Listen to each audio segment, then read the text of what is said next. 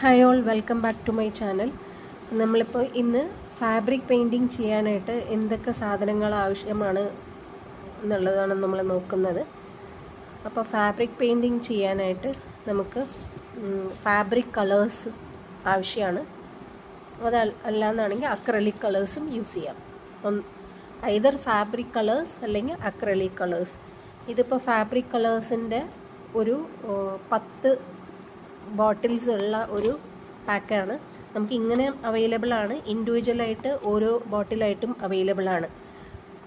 ഇപ്പോൾ ഫാബ്രിക് കളേഴ്സും തന്നെ ഉള്ളത് കൊണ്ട് ഫാബ്രിക്കിൽ യൂസ് ചെയ്യുമ്പോൾ നമ്മൾ കൂടുതലും ഈ കളേഴ്സ് യൂസ് ചെയ്യുന്നതായിരിക്കും നല്ലത്. ഇത് അക്രലിക് കളേഴ്സാണ്. ഇത് ഫാബ്രിക്കിന് വേണ്ടി മാത്രം ഉണ്ടാക്കിയിട്ടുള്ള കളേഴ്സാണ്. അപ്പോൾ അക്രലിക് കളേഴ്സാണ് ഇപ്പോൾ കയ്യിലുള്ളതെന്നാണെങ്കിൽ നമ്മൾക്കിപ്പോൾ ഇത് വാങ്ങിക്കാൻ ബുദ്ധിമുട്ടാണെങ്കിൽ ഇത് വെച്ചും അക്രലിക് കളേഴ്സ് വെച്ചിട്ടും വേണമെങ്കിൽ ചെയ്യാം. പക്ഷേ കൂടുതലും ഫിനിഷിങ്ങും അതുപോലെ തന്നെ നല്ല സോഫ്റ്റായിട്ട് ഫീൽ ചെയ്യുന്നതും ഈ ഫാബ്രിക് കളേഴ്സ് യൂസ് ചെയ്യുമ്പോഴാണ് കിട്ടുക നമുക്ക്. അപ്പോൾ നമുക്കിപ്പോൾ ഇൻഡിവിജ്വലായിട്ട് കളേഴ്സ് ഏതാണോ നമ്മൾ ഫാബ്രിക്കിൽ ചെയ്യാൻ, ഏത് കളർ പെയിൻ്റാണോ നമ്മൾ ചെയ്യാൻ ഉദ്ദേശിക്കുന്നത് ആ കളർ പെയിൻറ്റ് മാത്രം വാങ്ങിച്ച് അങ്ങനെയും ചെയ്യാം. അതല്ലെങ്കിൽ ഇങ്ങനെ ഒരു ബോക്സ് വാങ്ങിക്കാം. അത് നമ്മൾ എങ്ങനെയാണോ താല്പര്യം അതിനനുസരിച്ചിട്ട് നമ്മൾ ഡിസൈഡ് ചെയ്യാവുന്നതാണ്. ഇപ്പോൾ ഈ അക്രലിക് ആകുമ്പോൾ നമുക്ക് ഫാബ്രിക്കിലല്ലാതെ വേറെ ഏതിലും നമുക്ക് ക്യാൻവാസ്, അതുപോലെ സ്റ്റോണ്, ബോട്ടിൽ, അങ്ങനെ എല്ലാത്തിലും യൂസ് ചെയ്യാനായിട്ടുള്ളതാണ് അക്രലിക് കളേഴ്സ്. ഫാബ്രിക് ആകുമ്പോൾ ഫാബ്രിക്കിൽ മാത്രമാണ് യൂസ് ചെയ്യാൻ പറ്റുള്ളൂ. അപ്പം നമ്മളിപ്പോൾ 10 ഉള്ള ഒരു ബോട്ടിലൊക്കെ വാങ്ങിച്ച് കഴിയുകയാണെങ്കിൽ, അതായത് ഒരു ബോക്സ് വാങ്ങിച്ച് കഴിഞ്ഞാൽ നമുക്കതിലൊരു ഇങ്ങനെ ഇതുപോലെ ഒരു കളർ ചാർട്ട് തരുന്നുണ്ട്. അപ്പോൾ ഇത് കൊടുത്തിട്ടുള്ളത് ഇതിലുള്ള അവൈലബിൾ കളേഴ്സാണ്. പിന്നെ കമ്പനിയിൽ ഏതൊക്കെയാണ് ഫാബ്രിക് കളേഴ്സ് അവൈലബിൾ ആയിട്ടുള്ളത് എന്നാണ് ഇതിൽ കൊടുത്തിട്ടുള്ളത്. അപ്പോൾ നമുക്കതൊക്കെ മാർക്കറ്റിൽ വാങ്ങിക്കാനായിട്ട് കിട്ടും. മാത്രമല്ല ഏതൊക്കെ കളർ മിക്സ് ചെയ്യുമ്പോഴാണ് വേറൊരു കളർ കിട്ടുന്നതെന്ന് കൂടി അതിൻ്റെ ഡീറ്റെയിൽസ് കൂടി കൊടുത്തിട്ടുണ്ട്. അപ്പോൾ നമുക്ക് 2 കളേഴ്സ് മാത്രമാണ് ഇപ്പോൾ അവൈലബിൾ ആയിട്ടുള്ളൂ എന്നാണെങ്കിൽ മൂന്നാമതൊരു കളർ നമുക്ക് ഉണ്ടാക്കാനായിട്ട് പറ്റും. അങ്ങനെ കുറേ കളർ മിക്സിങ് ഓപ്ഷൻസ് ഇവർ പ്രൊവൈഡ് ചെയ്തിട്ടുണ്ട്. ഇത് വളരെ യൂസ്ഫുള്ളാണ്. ഇതിപ്പോൾ ഇല്ലെങ്കിലും നമുക്ക് ഗൂഗിളിൽ ഒരുപാട് കളർ മിക്സിങ് ഓപ്ഷൻസ് ചാർട്ടൊക്കെ അവൈലബിൾ ആണ്. അപ്പോൾ അത് നോക്കിയിട്ട് നമുക്ക് കളർ മിക്സിങ് ചെയ്യാൻ പറ്റും. അപ്പോൾ ഫാബ്രിക് പെയിൻറ്റിങ്ങിന് മെയിനായിട്ട് വേണ്ടത് കളേഴ്സ് തന്നെയാണ്, either acrylic colours or fabric colours. പിന്നെ വേണ്ടത് ബ്രഷാണ്. ബ്രഷ് നമുക്ക് റൗണ്ട് ബ്രഷ് ഉണ്ട്, അതുപോലെ ഫ്ലാറ്റ് ബ്രഷ് ഉണ്ട്. ഇപ്പം നിങ്ങൾ ചെയ്യുന്ന പിക്ചർ എത്ര വലുപ്പമുണ്ടോ അതിനനുസരിച്ചിട്ട് നമുക്ക് ബ്രഷ് ചൂസ് ചെയ്യാം. നമ്മളിപ്പോൾ ചെറിയ പിക്ചറാണെങ്കിൽ ചെയ്യുന്നതെങ്കിൽ ചെറിയ ബ്രഷ് മതി. അതുപോലെ നമ്മളിപ്പോൾ നല്ല വലിയ പെറ്റൽസും വലിയ ഡിസൈനൊക്കെയാണ് ചെയ്യുന്നതെങ്കിൽ വലുതായിട്ടുള്ള ഫ്ലാറ്റ് ബ്രഷ് യൂസ് ചെയ്യാം. അപ്പോൾ എന്താ പറയുക, ഇതിൻ്റെ ബ്രിസിൽസ് തിക്നെസ് നോക്കിയിട്ട് ഇതിൻ്റെ ഏതാണോ സൈസ് നമുക്ക് ആവശ്യം, നമ്മുടെ പിക്ചറിന് ഏതാണോ ആവശ്യം അത് നോക്കിയിട്ട് നിങ്ങൾക്ക് വാങ്ങിക്കാവുന്നതാണ്. പിന്നെ ബോർഡറൊക്കെ നമ്മൾ ലൈനിങ് ഒക്കെ ചെയ്യാനായിട്ട് നമ്മൾ ബോർഡർ ലാസ്റ്റ് ഫിനിഷിങ് കൊടുക്കുമല്ലോ, അപ്പോൾ ആ സമയത്ത് നമുക്ക് തിന്നായിട്ടുള്ള ബ്രഷ് വാങ്ങിക്കുന്നതായിരിക്കും കൂടുതൽ നല്ലത്. കാരണം ലൈൻസൊക്കെ ഇടാനായിട്ട് അങ്ങനത്തെ ബ്രഷായിരിക്കും യൂസ് ചെയ്യുന്നത് നല്ലത്. പിന്നെ എപ്പോഴും ബ്രഷ് ചൂസ് ചെയ്യുന്ന സമയത്ത് സിന്തറ്റിക് ഫെദർ ഉള്ള ബ്രഷ് ചൂസ് ചെയ്യുക. അതായിരിക്കും കൂടുതൽ നല്ലതും സോഫ്റ്റായിട്ടുള്ളതും പിന്നെ നല്ല മൂവ്മെൻറ്റ് നല്ലതായിരിക്കും. അപ്പോൾ സിന്തറ്റിക് ബ്രിസിൽസ് ഉള്ള ബ്രഷ് ചൂസ് ചെയ്യാനായിട്ട് ട്രൈ ചെയ്യുക. ഇപ്പം നമുക്ക് പ്ലാസ്റ്റിക് ബ്രിസിൽസ് ഉള്ളതും അവൈലബിൾ ആണ്. കുറച്ച് കോസ്റ്റിലും ഡിഫറൻസ് ഉണ്ടാവും. ഇങ്ങനത്തെ ആകുമ്പോൾ കുറച്ചൊന്ന് കൂടുതലായിരിക്കും. മറ്റേ പ്ലാസ്റ്റിക്കിനെക്കാട്ടിയും കൂടുതലും നല്ലത് ഇങ്ങനെയാണ്. പിന്നെ നമുക്ക് കുറച്ചൊക്കെ ലാസ്റ്റ് ചെയ്യണം എന്നാണെങ്കിൽ സിന്തറ്റിക് ബ്രിസിൽസ് ഉള്ള ബ്രഷ് യൂസ് ചെയ്യുന്നതായിരിക്കും നല്ലത്. പിന്നെ നമുക്ക് ഫാബ്രിക് ചൂസ് ചെയ്യുന്ന സമയത്ത് നമുക്ക് സിൽക്കിൽ ചെയ്യാം, കോട്ടണിൽ ചെയ്യാം, ഓർഗാൻസയിൽ ചെയ്യാം. അങ്ങനെ ഡിഫറെൻറ്റ് നമുക്ക് മെറ്റീരിയൽസിൽ ഫാബ്രിക് പെയിൻറ്റിങ് ചെയ്യാൻ പറ്റും. ഇപ്പോൾ കോട്ടണിലൊക്കെ ചെയ്യണ സമയത്ത് നമ്മൾ തുണി വെള്ളത്തിലിട്ടിട്ട് അതിൻ്റെ സ്റ്റാർച്ച്, ആ കഞ്ഞിപ്പശ ഉണ്ടല്ലോ, അത് കളഞ്ഞിട്ട് വേണം ഫാബ്രിക് പെയിൻറ്റിങ് ചെയ്യാൻ. അതല്ല എന്നാണെങ്കിൽ നമുക്ക് പിന്നെ പെയിൻറ്റിങ് ചെയ്ത് ഒരു പ്രാവശ്യം നനയ്ക്കുമ്പോഴത്തേക്കും ഡിഫറൻസ് അറിയാൻ പറ്റും. അത് പിന്നെ പണി കിട്ടും. സോ കോട്ടൺ ഫാബ്രിക് ആണെങ്കിൽ നനച്ചിട്ട് ചെയ്യുന്നതായിരിക്കും കൂടുതൽ സേഫ്.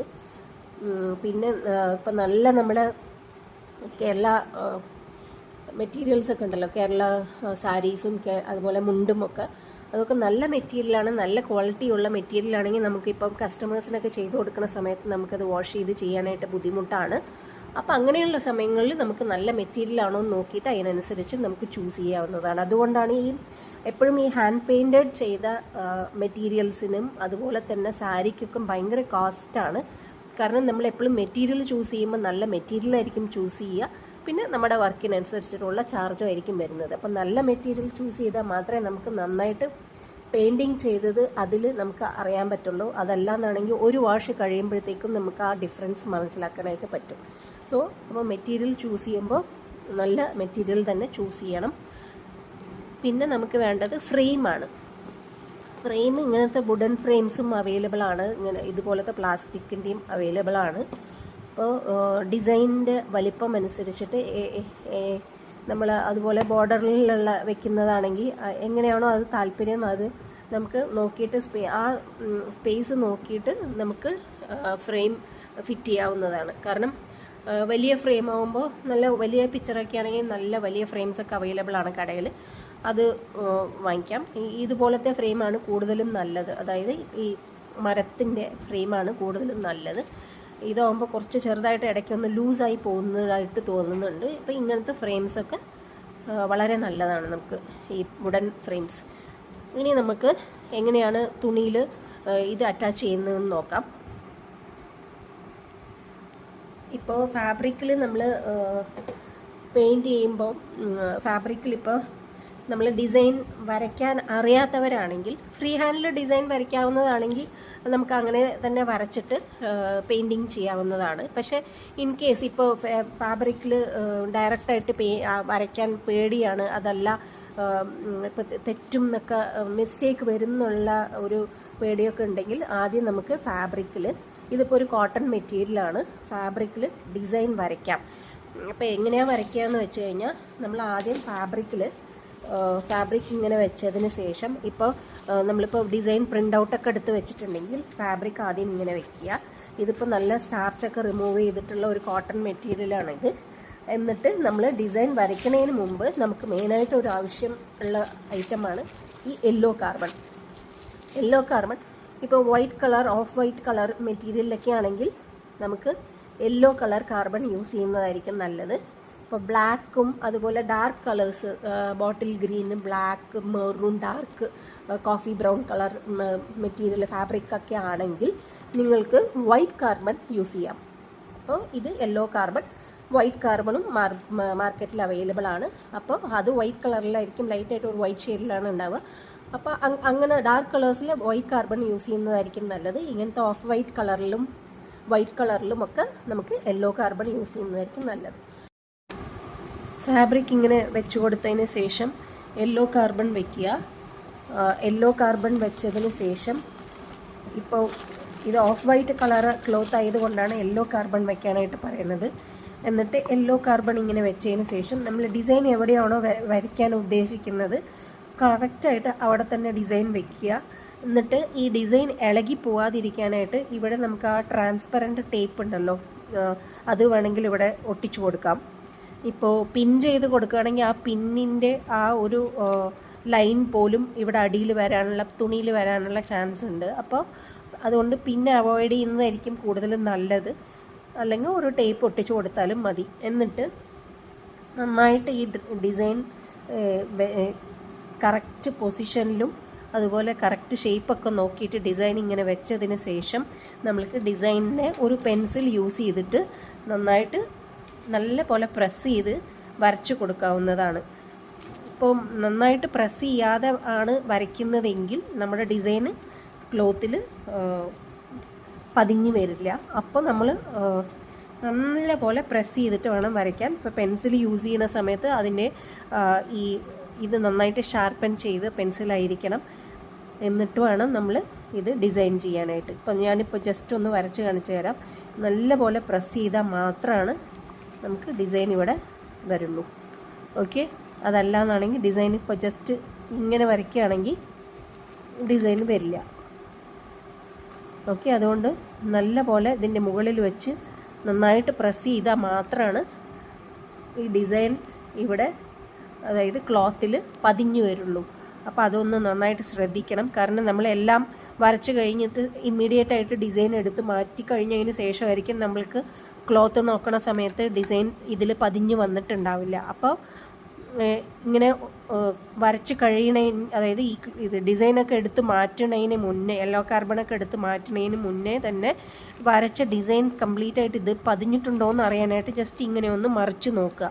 ഈ ടേപ്പൊന്നും, ഇപ്പോൾ ഇവിടെ ടേപ്പൊക്കെ ഫിറ്റ് ചെയ്തിട്ടുണ്ടെങ്കിൽ അതൊന്നും ഇളകി പോവാത്ത രീതിയിൽ വേണം നമ്മളൊന്ന് മറിച്ച് ഡിസൈൻ കറക്റ്റായിട്ട് വന്നിട്ടുണ്ടോ എന്നുള്ളത് ചെക്ക് ചെയ്യാനായിട്ട്. ചെക്ക് ചെയ്തതിന് ശേഷം ഇപ്പോൾ ഡിസൈൻ എല്ലാം ഓക്കെ ആണെങ്കിൽ നിങ്ങളുടെ ഡിസൈൻ നിങ്ങൾക്ക് എടുത്ത് മാറ്റാം.